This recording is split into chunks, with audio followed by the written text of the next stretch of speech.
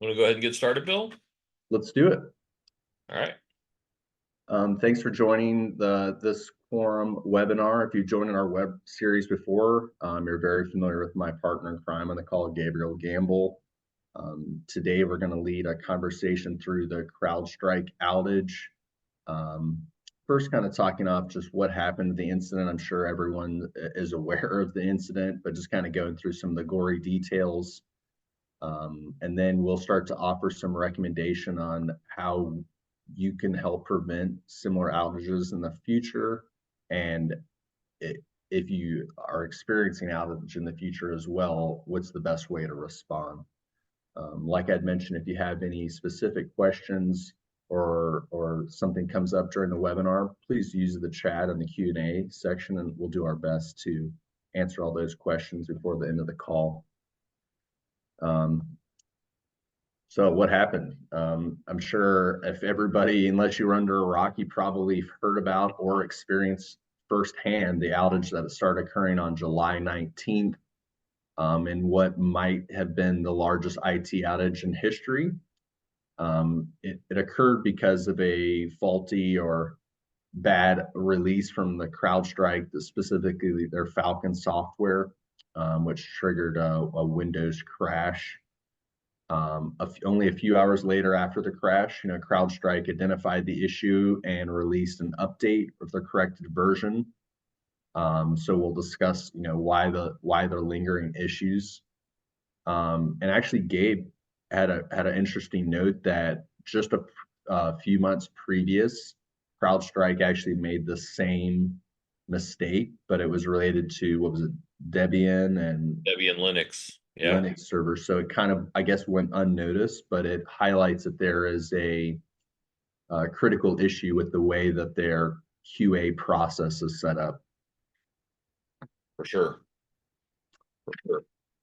Who was affected? They're saying that only 1% of Microsoft Global, which sounds small, right? Except everybody uses Microsoft. So we're estimating around 8.5 million devices were affected. Probably biggest in the news was the airlines, or that's personally just who I heard people struggling with it, right? People in airports are missing flights, and then it was really a cascade of events of people not being able to rebook new flights. Other notable outages were public transit, especially United States. There's a few different cities which halted for a temporary outage. Then healthcare as well that we noticed. Quorum works with a lot of healthcare institutes ourselves, including 911 call dispatch centers. So we know the criticalness of these services. It goes from being an inconvenience to maybe a life-saving matter. So those businesses and organizations are really, wanting to avoid all data loss and downtime. For sure. Overall, this is just some ballpark figures, was around 300 million to $1 billion losses that they're incurring on as far as the insurance claims have come so far, and then worldwide damage is an estimate of 10 billion. So it was really such a large scale outage. I think people are even kind of struggling to put an estimate on it. One question, Gabe, for me, and I'm sure some people on the audience are, since CrowdStrike was so quickly to respond, obviously they shouldn't have put out a patch that had a bug in it, and when they need to address some issues internally there. But since in a matter of hours they were able to identify that and release a fixed patch, maybe you could just kind of talk to us about why the outage occurred for so long, or why the impact continued for like those hours afterwards. Yeah. Well, so it's a two-part problem, right? Yeah, they should have not put out the patch broken. There's definitely a problem, people problem there. But it's a problem that companies are going to make forever because people are imperfect, and maybe this random person was in a rush to get something out. He pushed something through that he thought was simple, and it had a cascade effect. And the reason it took so long is because it's 8.5 million servers that couldn't boot. And so even though there was a fix and the patch was fixed and there was um, things that CrowdStrike did to alleviate it, the reality is those machines that were blue screening needed to have a process run on each one of them to get that machine back up. So if you had 100 machines in your environment that are all experiencing this problem, you have to do that process 100 times, and that itself takes time. Mm. So that carry on drug everything out, and then you got to make sure everything is stable and it's working, and you've addressed any, maybe you have corruption in your database or something because it blue screened. There's a hundred other things that need to be checked afterwards on each of those servers to make sure it's good and clean. So that carries on that problem and it extended it out much longer than it you know, could have been, I guess, but it's shorter than it could have been at the same time because let's say it was a bug that wasn't easy to fix and you had to start restoring servers or you had to start failing over to your disaster recovery solution or whatever. If this problem had been a different problem, a different root cause, it could have been much more catastrophic than even what it was. Wow. It's kind of scary to think about. Okay. It's very scary. We often talk about disasters as being like a hurricane or a flood or whatever, but the most common disaster is a person. And now that we're all have these interconnected machines, where it's not Bob in IT that does all the upgrades, but they're automatic and they're deployed from a vendor. If that doesn't go right, it's going to be massive. And there's certain systems like Windows or even CrowdStrike that so much of us rely on that when there is an incident, the impacts, you know, very great. I don't know if is there something that we can do to mitigate that risk as far as technology users? Or There's a couple of things. There's a couple of things you can do. One of the things you can do is have policies and change control processes so updates don't happen automatically.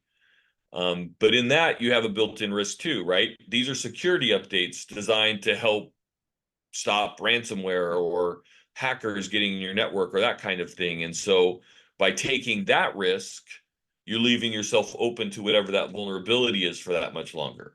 But by auto applying the patch, you're, having the same problem on the other side, right? You're taking the risk of this kind of thing happening again.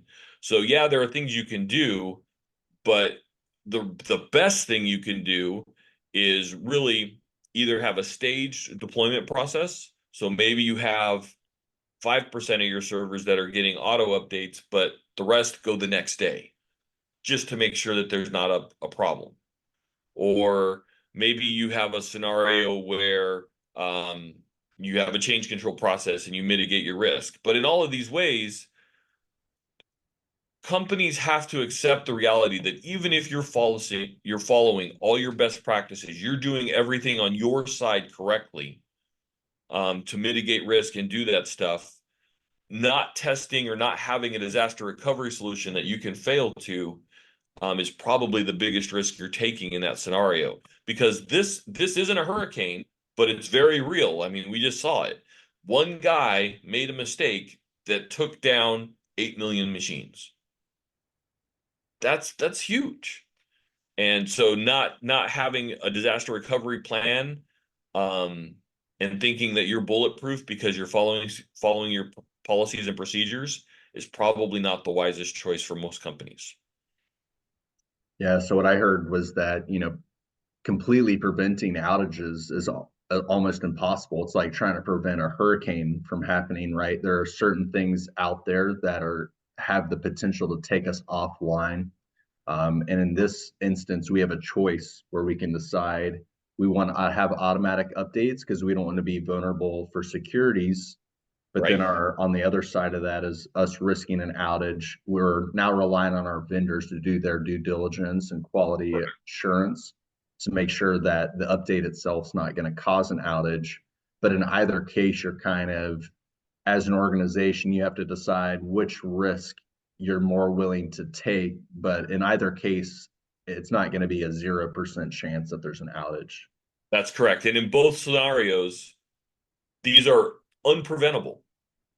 from your point in your company, it's unpreventable. You either have a risk of a vulnerability existing in your network for a certain amount of time where someone could get in, or you've auto applied a patch that took down your server. On for the customer side, for the airlines or for the transit vendors, they didn't have a choice in this matter. They took a risk on either side. Their only choice was, now that it happened in either direction, okay, I've had an incident.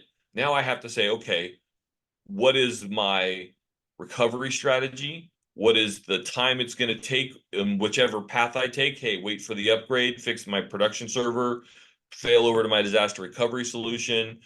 Now you have to talk about mitigating risk and time and money. And those are business discussions that are not technical discussions. Hopefully you have Quorum in place and you already have a disaster recovery solution. You know how to fail over. It's, when do I fail over? Why should I fail over? Who makes that call? Those business discussions now need to happen in a very short amount of time under duress, because you've had an incident of either ransomware or a CrowdStrike attack or a hurricane. All of these things are the same kind of disaster, right? I'm down and I need to get back up and running. So those conversations need to happen on tabletop exercises. They need to happen for every company to understand that even if you're doing everything right, bad things can happen, and you need to mitigate those risks by having a good disaster recovery strategy and solution. Yeah. So on the prevention side, I'm hearing that. Yeah, we live in an imperfect world. So unfortunately, there's always going to be risk depending on what our organization, how they decide to approach it. One Right. of our partners, Francis, just asked, you know, is he correct in assuming that the Quorum clean space or platform would be a good place to test patches and updates? You can use the testing environment to test patches, and make that part of your change control process internally. So you're not auto deploying stuff. You're going through an internal process in your company.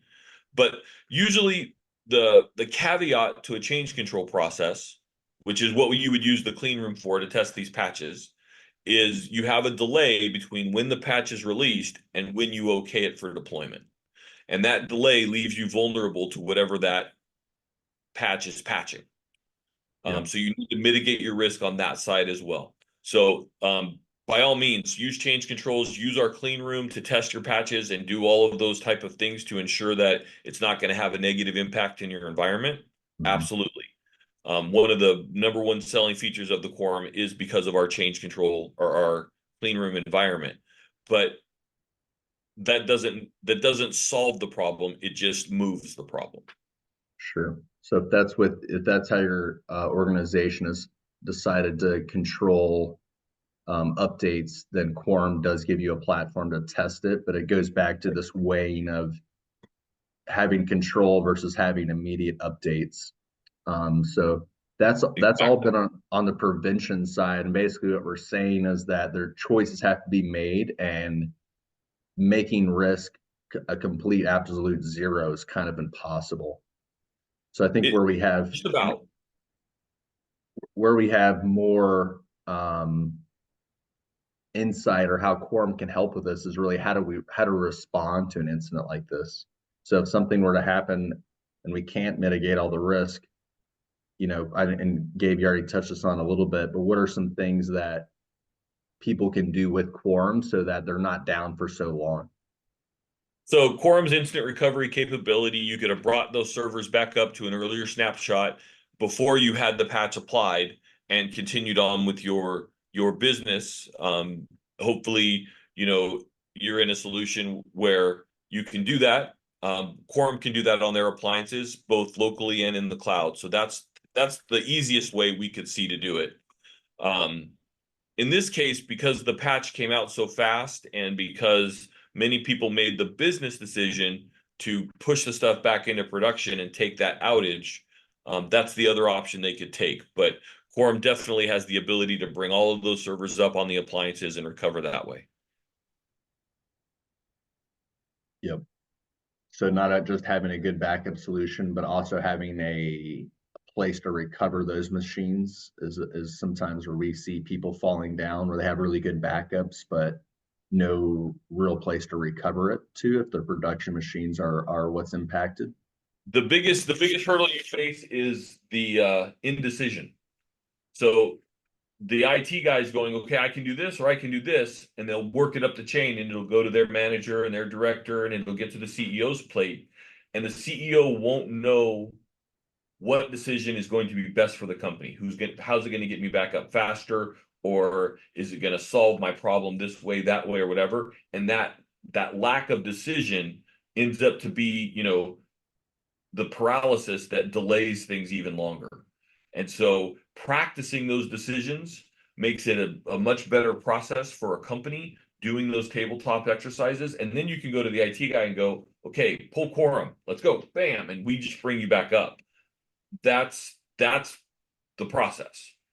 The process is the pain point, and the solution, quorum solves that on the technical side. And that analysis by the paralysis by analysis that happens, we see that handcuffing a lot of organizations during all types of outages, right? That's usually the biggest source for downtime, even during a ransomware event, for instance, that you've noticed. Absolutely, because what they'll do is they either haven't had these discussions ahead of time to make these decisions to know what they want to do, because a lot of times the decision will be a financial one, and you'll be looking for numbers, you'll be looking for insight, you'll be looking for other things to give you that information instead of pre-gathering it through tabletop exercises and stuff, so that you know exactly what decision to make. Oh, it's going to be this, I got to go here. Like, it's going to be over 4 hours, fail over. It's going to be, and making those calls ahead of time when you're not under duress. When you're under duress, it becomes arguments, right?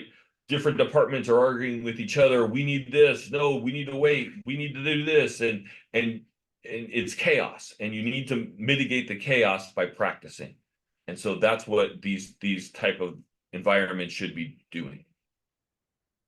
Yeah, you can definitely take the emotion out of it by making it a test versus a real life scenario when the pressure's on, walking through different scenarios. And one thing that Gabe always highlights during his DR testing conversation is that it is not really an IT decision. It's definitely not an IT decision on its own, but just involving operations, the executives, finance, and determining like what's the business requirement, and then IT just will figure out how we best deliver that to them.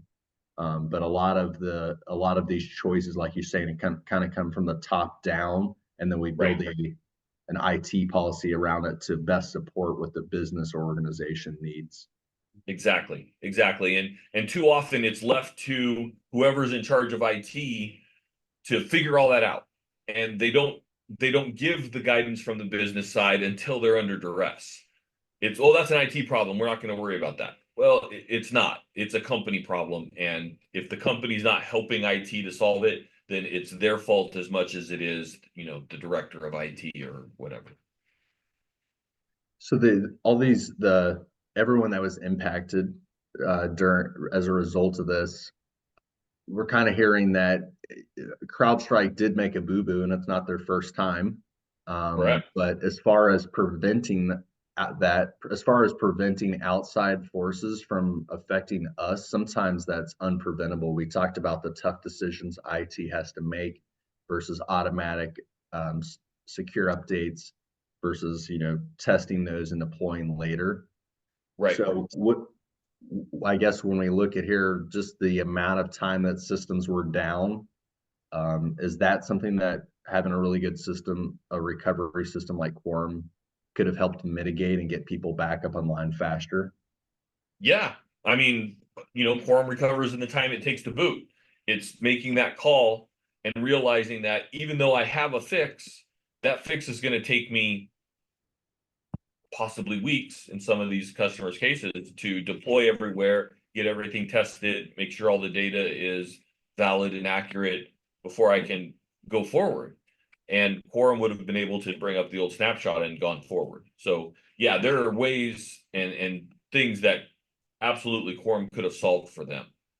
And I wish that customers would have thought that through. I mean, when this happened, I was immediately on the phone with my other security vendors. It was the first thing on my mind. I was talking to every security vendor I could talk to on how do you make sure your software doesn't have this problem. Hmm. And all of them had manual processes that they followed. And I came to the conclusion that no matter what, although it's CrowdStrike that's, in the crosshairs for everybody has this problem. Microsoft Update could have caused this problem, right? Anybody can run into something where they just auto update things because they assume that it's going to work. I mean, think of your antivirus files. Everyone gets antivirus files all the time. Well, that could have been corrupted and caused the side effect. I doubt it in this case, but it could have. And that could have proliferated throughout every computer that uses that antivirus software, and it could have affected everybody. So while we want to point the thing, hey, you guys didn't follow the right processes and procedures. Absolutely. They did not follow the right processes and procedures. Shame on them. But this is going to happen again. And the more interconnected we are and expecting things like auto updating and that kind of activity to happen. I mean, think of like, what if this happened to an automatic update at Salesforce? Hmm. It could have taken down Salesforce for every sales company in the world, right? I mean, theoretically, it could, and that would have had a negative impact on everybody. Um, if Salesforce is down, that affects a lot of companies. Yeah. And so that kind of thought process needs to go into, how do I protect myself? How do I protect my workflows, my business, my all of those things? And Quorum is a big part of that. And that goes with some things you talked about, which were discussing scenarios and then coming up with a recovery plan and testing a recovery plan to suit it. Other Right. things we talked about is having a place to recover to, just in case the Yes. production equipment is no longer available. And I want to Um, make that I want to stress that with you, because a lot of companies will do a recovery, like a DR test, and they'll recover something back to production to show that the workflow works, but they're not doing the user acceptance testing. And so with Quorum Solution, because we have that test environment, you can actually do the full DR test, bring everything up, test and do your user acceptance testing. Hey, all the applications are working. They all have the right data, blah, blah, blah. Because all the different sections of your company that use different applications for different purposes, they all need to test their part in this and not make IT responsible for certifying that the DR test in whole was proper. So not having to recover back to production in order to do that full DR test and being able to use the test environment is actually super critical, because I'm not impacting production to do my testing. and I talk with prospects a lot, and sometimes people feel like they want to give us the stiff arm because they're like, "Hey, Gabe or Bill, I have a completely redundant system. I'm mirroring all of our production servers over here." And I was wondering if you just might talk about how, one, that's an expensive approach to solving a problem, but it also doesn't help people in this scenario. Maybe just talking about having a virtually air gapped and completely separate recovery system, the value of that versus just having redundancy. Yeah, we'll use CrowdStrike as an example. If you have a completely redundant system, when both systems are online in your production environment, they both just got CrowdStrike updates and now they're both blue screen. So you're in the exact same scenario, and all of that extra equipment and all of the replication you've done doesn't solve your problem. The beautiful thing about a replicated environment like that is, if you have a hardware failure or if you have a site failure, you have the replicated site or replicated hardware. For those scenarios, it's great. But if your problem is software, hey, I have data corruption. Guess what? Your data corruption just replicated. Hey, I have ransomware. Guess what? Ransomware replicated. I got CrowdStrike updates. Oh, they replicated. Having a live replicated environment doesn't solve every scenario out there, but having an isolated environment that takes snapshots and is immutable and air gapped does address all those problems. So having that with the test environment and the clean room gets you through these type of scenarios that just a replicated environment just isn't going to solve for you. And it's going to give you also, right, those multiple recovery points to go back to instead of just, hey, Right. I've got the live copy or I don't have anything. Right. And data corruption is a good example. We had a customer, this is going to date me probably around 8 years ago. But they had a big HP SAN in their environment that was replicating to another HP SAN. And they were very happy with this thing. And they had brought us on just for backup. And we were like built and suspenders for them. The problem that they had is that the SAN got a firmware update that was causing data corruption that was then replicating offsite to their other location. And once they figured it out, all the data was gone. It was all bad. They couldn't trust any of the data because they don't know what had been written. And once SAN data becomes corrupt, you just can't trust anything on the SAN. And so they had to fail over and run on our appliances for almost a month while they waited for HP to fix the firmware issue and then recover all the data. So replication is great, but like I said before, it doesn't solve every problem. Amazing. Yeah, well, thanks for that really thorough walkthrough. If anybody has any last minute questions, I think the only one that I hadn't got to thus far is somebody was asking if this outage was similar to what we saw happen to SolarWinds previously. No, SolarWinds outage was uh, more a problem with how they were attacked themselves, and then that caused the a vulnerability to be exposed to customer environments. The CrowdStrike was just a regular update. I mean, it was such a simple thing that was blue screening machines, and it was much more impactful because it was an immediate impact and it took the machine down, whereas the SolarWinds problem exposed the vulnerability that was really taken advantage of and took some companies down because of it, because people exploited that vulnerability. In this case, it was much more impactful because the error just you're down. It wasn't someone getting in or doing anything. You're down. Well, thank you so much for leading us through that discussion.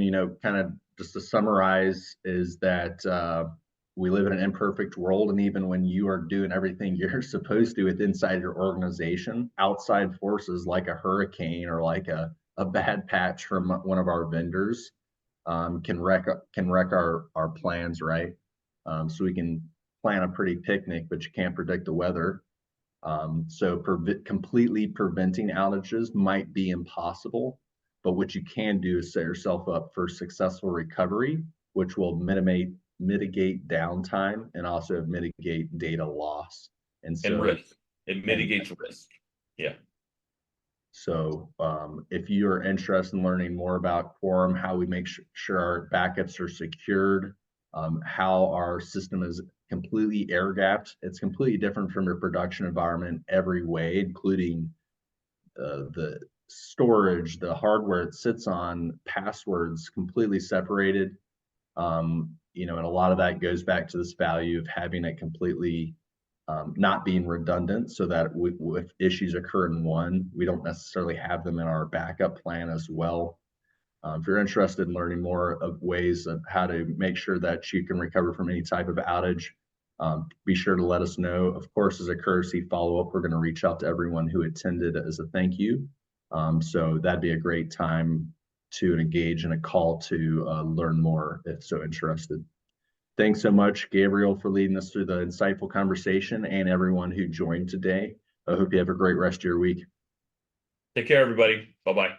All right. Cheers. Bye-bye.